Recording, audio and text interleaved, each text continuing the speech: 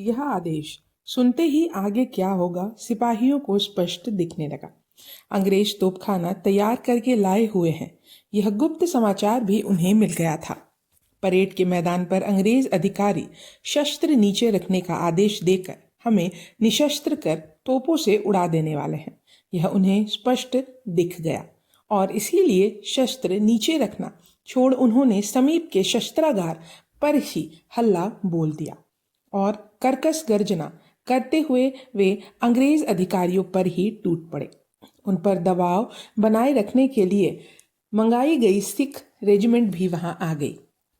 उन सिख सिपाहियों में राजनिष्ठा का उफान इतने जोरों पर था कि वे हिंदुस्तानी सैनिक ने हमला किया और कमांडर न्यूइश तत्काल मर गया। उसके स्थान पर ब्रिगेडियर जनरल हडसन अभी आ भी ना पाया था कि तभी एक सिख सिपाही को जोश आया और उसने उसे गोली मार दी। परंतु यह अक्षम्य अपराध सहन न होने से उसके पास खड़े एक सिख सिपाही ने अंग्रेज को मारना चाहने वाले सिख को तत्काल काट डाला। इस राजनिष्ठा के कृत्य को क्या पुरस्कार मिलता है, यह देखने के लिए दूसरे सिख उत्सुक थे। तभी उन पर सब पर अंग्रेजी तोपखाने बरसने लगे। सिख सिपाहियों में हिंदुस्तानी सिपाहियों द्वारा मचाई घोलमेल देखकर सिख रेजिमेंट ही विद्रोही हो गई है। ऐसी गलतफहमी अंग्रेज अधिकारियों को होने पर उन्होंने हिंदुस्तानी रेजिमेंट के साथ सिख रेजिमेंट पर भी गोलीबारी करनी शुरू कर दी। अब उन अभागे सिखों को विद्रोहियों से मिल जाने के सिवाय दूसरा रास्ता ही नहीं बचा। उन सब भारतीय लोगों ने मिलकर अंग्रेजी तोपखाने पर 3 ही हमला किए। हिंदू, मुसलमान और सिख मिलकर अंग्रेजी तोपों पर टूट पड़े। सन 1857 के इतिहास में ऐसा अकेला अवसर यही था।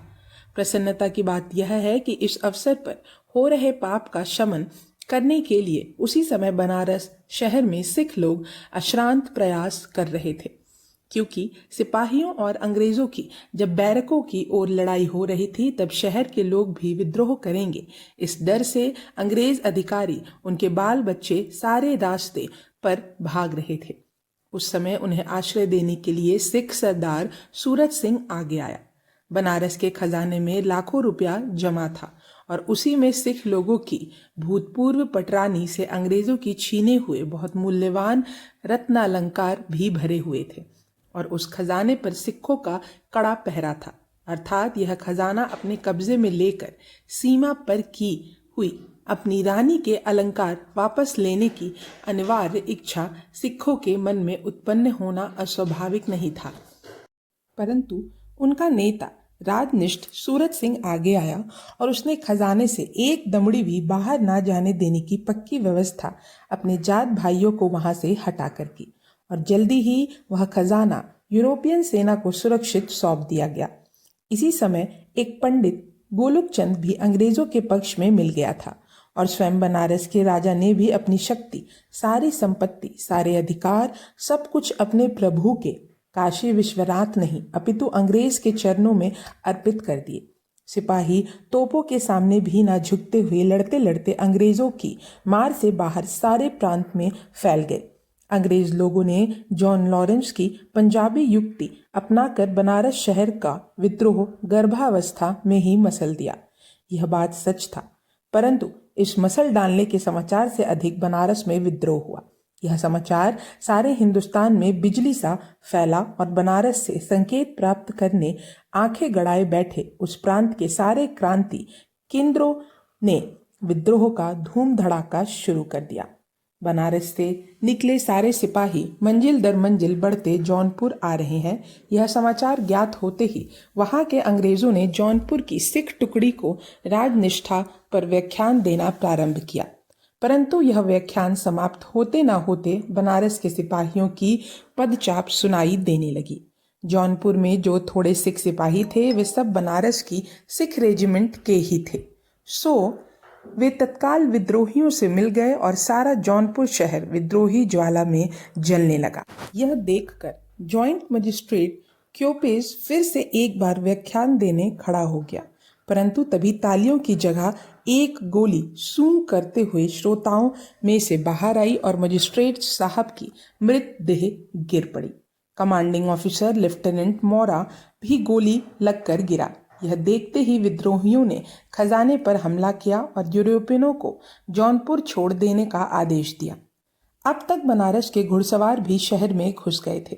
यूरोपियन दिख जाए तो उसे जीवित नहीं छोड़ना है, ऐसी कठोर प्रतिज्ञा उन्होंने की थी। एक बूढ़ा डिप्टी कलेक्टर भागता दिखा, घुड़सवार दौड़े।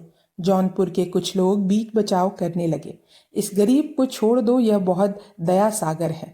सिपाहियों ने उत्तर दिया, ऐसा कुछ नहीं, यह यूरोपियन है और इसे मरना है। इस जोश से भरे माहौल में भी विद्रोहियों ने यूरोपियनों को शस्त्र नीचे रखकर चुपचाप भाग जाने की जो अनुमति दी, उसका लाभ लेकर सारे अंग्रेज लोग जौनपुर खाली कर भागने लगे। उन्होंने बनारस की ओर भागने के लिए गंगा किनारे नौकाएं की, परंतु आधे प्रवाह में आने के बाद मल्लाहों ने उन सब अंग्रेजों को लूटकर रेत पर ले जाकर छोड़ दिया। इधर जौनपुर में दीन दीन का नारा लगा, सारा शहर सड़कों पर आ गया। उन्होंने सारे यूरोपियन घरों को लूट कर जलाकर नष्ट किया। अंग्रेजी शासन की उनके बहते रक्त के सिवाय सारी पहचान धूल में मिला दी और जितना हो सके उतना खजाना लेकर सिपाही अवध की ओर बढ़ने लगे। बाद में शहर की वृद्ध महिलाएं और जीवन में दमड़ी भी जिसने नहीं देखी, उन कंगालों को यह खजाना दिया गया, जिस पर उन्होंने जमकर स्वराज्य और दिल्ली के बादशाह का मन से आभार व्यक्त किया। इस तरह 3 जून को आजमगढ़, 4 जून को बनारस और 5 जून को जौनपुर के उठते ही बनारस का सारा प्रांत क्रांति ज्वाला में जोर नहीं रहता, परंतु राजधानी के ऊपर राज्य क्रांति जैसे अनिश्चित अवसर पर अवलंबित रहना क्रांति शास्त्र में बहुत नाशकारी दोष माना जाता है। मैजिनी कहता है, जहां हमारा निशान लहराए वही हमारी राजधानी। अपनी राजधानी जिधर विद्रोह हो उधर ले जानी चाहिए। विद्रोह राजधानी के पीछे रहे, यह अच्छी बात नहीं। राज्य क्रांति के नक्शे पहले कितने भी सोच विचार कर बनाए हुए हों, बिल्कुल वैसे ही घटनाएं घटित होना असंभव होता है। इसीलिए चाहे राजधानी में क्रांति दुर्बल पड़ जाए, पर प्रांत को उसे छोड़ नहीं देना चाहिए।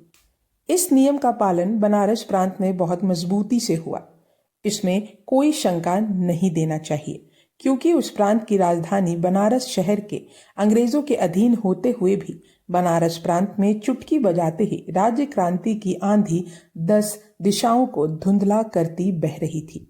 जमींदार, किसान, सिपाही सब लोगों ने फिरंगी शासन को गोमांस की तरह आपत्तिजनक मान लिया। छोटे छोटे गांवों में अपनी सीमा में गोरों के आने की खबर लगते ही उन्हें मार पीट कर भगा दिया जाता।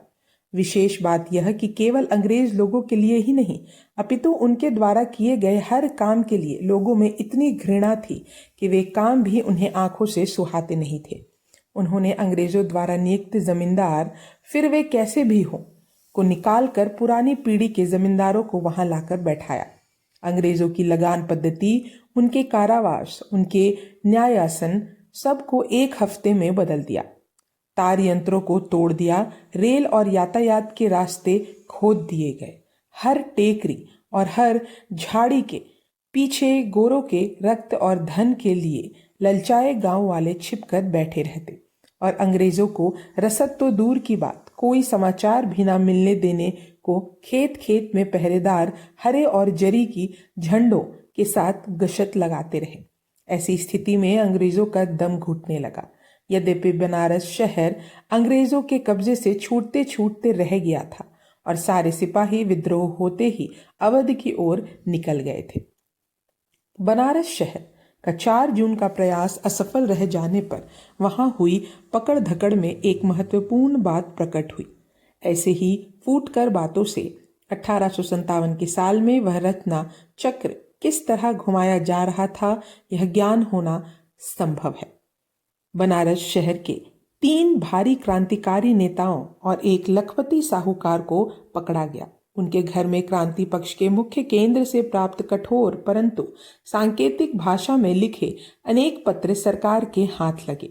उनमें से कुछ महत्वपूर्ण पत्र एक प्रमुख अधिपति की ओर से आए हुए थे और उनका सारांश था, बनारस के नागरिक शीघ्र विद्रोह करें, बाकर, गिबिन, लिंड और जितने भी यूरोपियन हों उनको काट डाला जाए। इस काम के लिए आवश्यक राशि नगर सेठ कोठी वाले की ओर से दी जाएगी। इस कोठी वाले के घर पर छापा डाला गया तो वहां से 100 तलवारों और बंदूकों का संग्रह मिला। बनारस प्रांत के विद्रोह की यह संक्षिप्त जानकारी दी। जगह जगह के सिपाहियों ने इस प्रांत में मेरठ या दिल्ली के लोगों की तरह यूरोपियनों को अंधाधुंध नहीं काटा था। इस सारे प्रांत में एक भी यूरोपियन लेडी नहीं मारी गई थी। इतना ही नहीं अपितु राष्ट्र क्षोभ के इस प्रचंड प्रतिशोध की ज्वाला में जलते हुए ही लोगों ने स्वयं गाड़ियां देकर अंग्रेजों को उनके अधिकारियों के साथ विदा किया था। यह चित्र देखें और आगे आने वाले चित्र भी देखें। जनरल नील विद्रोह के समय बनारस में आ चुका था। यह पहले ही कहा गया है। बनारस प्रांत के स्वराज्य के लिए विद्रोह हेतु खड़ा हो जाने पर उसे प्रोत्साहित करने की ऐसी महानता मनुष्य जाति में मिलना दुर्लभ है और इंग्लिश राष्ट्र में तो असंभव ही है। परंतु अंग्रेजों को कम से कम जैसे को तैसा इस न्याय के अनुसार उनकी समझ से जो विद्रोही थे उनके साथ व्यवहार करना चाहिए था। विद्रोहियों और सारे हिंदुस्तान को उनकी क्रूरता के लिए अश्लील शब्दों और नरकगामी शापों की लाखों गालियां देने वाले अंग्रेजों की सुसभ्य सेना के बहादुर सेनापति ने बनारस प्रांत के लोगों के साथ कैसा व्यवहार किया, यह प्रकाशित साहित्य से प्राप्त जानकारी देने के बाद और अधिक एक शब्द भी लिखने की आवश्यकता नहीं रहेगी।